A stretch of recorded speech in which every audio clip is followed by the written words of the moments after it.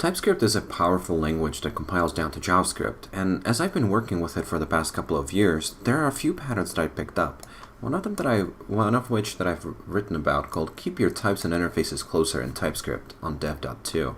If you prefer written tutorials, go ahead and check it out instead of the video. But I think the video is kind of cool anyway, because I'm going to be going through a good example. In my project, I'm going to go ahead and create a bootstrap.ts file and a database.ts file, or a db.ts. And in here, I'm going to show you what it looks like using interfaces and why you should keep them close. So a bootstrap.ts file, I found that most projects, most Node projects have a start.js, index.js, app.js, whatever else similar which bootstraps the application. It creates the database connections, it creates the database connections, it sets the port that you're listening to for the application, and so on. So we're going to go ahead and just do that. We're going to run a bootstrap, and we're going to encapsulate the bootstrap as a function. There's not really a need for it, but I like doing things this way. So we're going to go ahead and create a config, db config. Well, we're just going to call it config in our example because we're not going to be going through any others. And we're going to create a database connection.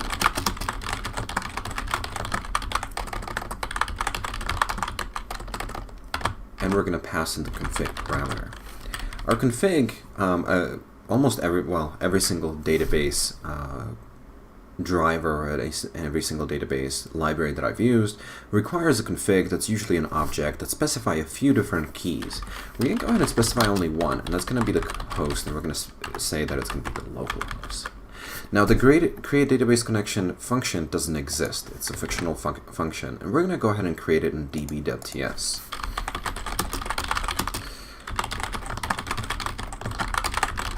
And we're going to say that it requires the config parameter and logic goes here. We don't really care about the exact logic. So in Bootstrap file, we might import it directly from the file. Now in a regular JavaScript project, this is as far as you might go with it, and you might not really do much of anything else. But since we're using TypeScript, we can actually define what this config parameter should look like. And TypeScript will then check that we are calling the function with the correct parameter. You'll see that there are three dots under the config right here. And TypeScript is letting us know that config has an implicit any type, but a better type may be inferred from usage. However, I would say that basically it's a little reminder that, hey, you should probably define what kind of parameter you're really looking for. There are different built-in types, string, number, but if you want to define an object structure, you need an interface. So we're going to create a database config interface. Now, an interface is basically the minimum object structure required in order to satisfy that type. So for example, we'll say that we'll need a host string. We'll need the object of database type database config to have a host key with a string value. Now, an interface doesn't mean that the object will look exactly like that. It means it'll look at least like that, meaning that the config can have 16, 20, 100 other keys, and it'll satisfy this interface as long as it has the host key with a value that's string type. So we're going to go ahead and declare it here. There. And on our bootstrap.ts side, we'll see that, everything's fine. What happens if we add a new parameter? We'll say that we need to require a port with a number. We'll see the squiggly line here under the config and kind of a long error, but what it basically says is that this argument that the config that we're passing in has a type definition that looks like this. It has a host that has a string type, but it doesn't satisfy the database config interface, which requires the port key. So what we're going to do is add the port 8080, save, and squiggly line goes away. And this is all well and good. And we're actually done with the bootstrap.ts file. And this kind of shows you the strength of the interfaces. Whenever we call create database connection, when we pass in the config, TypeScript will always make sure that it satisfies this interface. The problem is that this interface might grow and kind of bloat with time. You know what else you might need? You might need a driver, and then be a string. For example, MySQL, Postgres. You might need a pool size if you're using database pooling. You might need a test boolean that lets us know if we're in a testing environment or not. Right? So save that. Ooh, we're missing a bunch of stuff. What are we missing? We need a pool size, driver, and test. Just do a driver is MySQL. Right, I'm going to do PostgreSQL. That's what I use at work. And we'll use a test, which will look at the process that, ooh, this is not working for me. Ah, autocomplete gone wrong.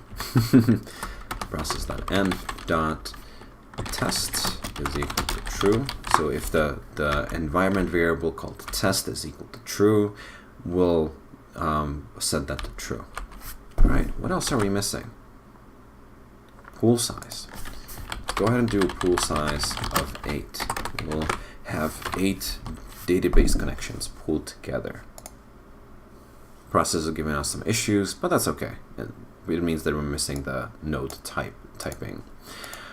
All right, that's great. So we're going to go ahead and just create that connection here, right? .conn, db.conn. You know, you might have a DB driver here that takes in that config and can do all kinds of things with it. And then we might have pooled connections. And let's just say that we have a function called create db pool. You pass in the connection and you pass in the config. This is where things get a little bit hairy. You might be immediately tempted to reuse that database config interface. And if you're in the same file, I think that's totally fine because you can kind of keep an eye on what's going on. But what if the create db pool function is in a separate file? dbpool.ts, and we're going to go ahead and just move that over there.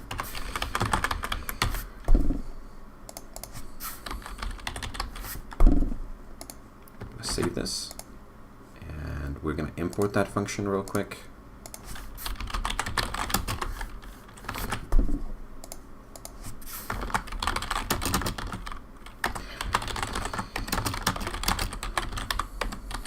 There. Now we have 3 different files in our application, and things are starting to get a little bit hairy. One problem that we're immediately facing is the fact that the database config interface does not exist in this file, and we have several options here. One of them is to copy the database config interface or to export it, and we can actually import it here.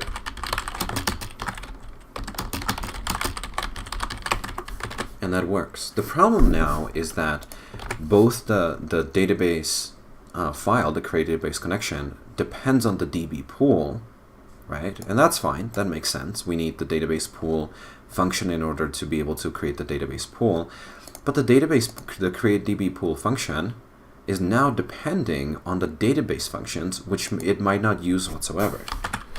So here we might do something like this. So less than config.pool size, right? The pool size is what we're looking for, and you can see the autocomplete letting me know, what's available. And we'll do. This is a completely fictional function, so I'm kind of doing my own thing here. We'll do connections dot push, and we'll do con dot fork. This looks like something I might build in my production application. We're getting a little bit of we're getting TypeScript letting us know that we should probably define what con is. And for the scope of this project or this video, we're not going to do that. But right now, again, where db pool is depending on db.ts, db.ts depending on the db pool, and really that dependency is not necessary there.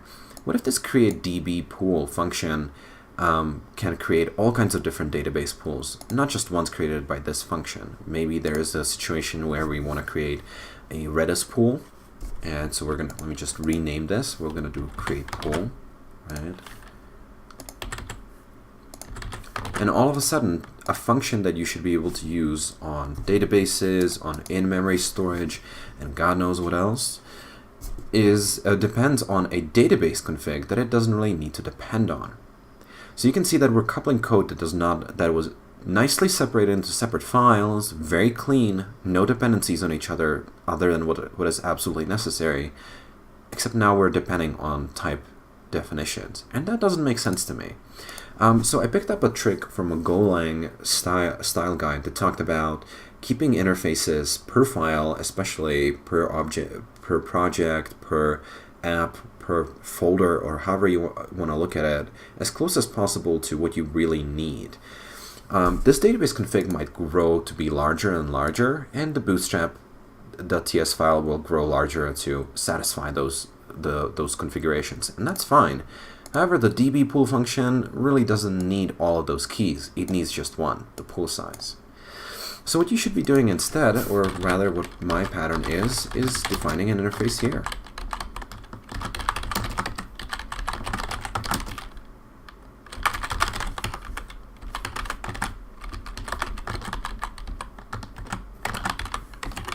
There. And now you remove the dependency on the db.ts, or a dependency on a third file that just defines the database configuration model, and you are requiring exactly what you need. Now, I was thinking about this earlier, and you might actually need that driver, and that's okay. And you'll just you'll add keys and the keys and type definitions into the interface as you need them. It might be that, let's see, the I is less than config pool size, and then we might also have, I don't know, a pool limit, which might be something like config.driver. If we have Postgres, the limit might be 10, and if we don't have to Postgres, it might be 100, right? So we might have that driver dependency as well, and that's okay. We'll have this here. And you can even specify that the driver, you can specify all kinds of things about this, but your interface should be growing with what you need in this function. It should not be growing with what other functions need this config to look like. Even if you pass around the same config from file to file, you should be requiring only what you need by each function.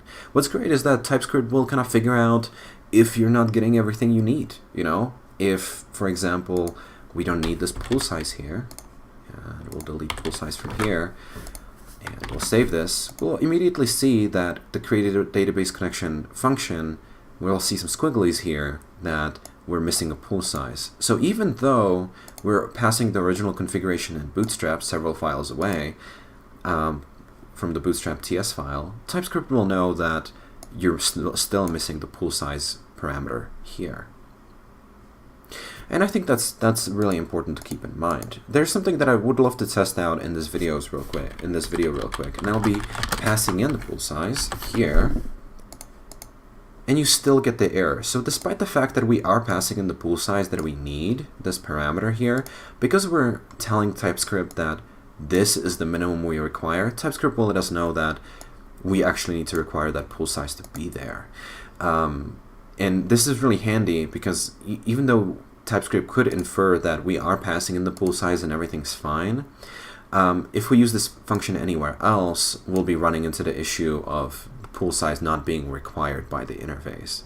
So this is kind of like, this is a pattern that I've been following, and I think it's a really cool pattern because it decouples your type definitions. We struggle so much as developers to decouple our code to make sure that the code that we write does only exactly what we require to do and nothing else, and we make sure that the code we write is very clean and very well separated and reusable and whatever else. But often we fall into the trap of wanting to share these configurations and these interfaces, despite the fact that we don't need to share them, and it creates a coupling that would not be there otherwise. I have seen this pattern very often where you'll have somebody create models folder, and it'll have a user model.ts, and they'll just export that interface.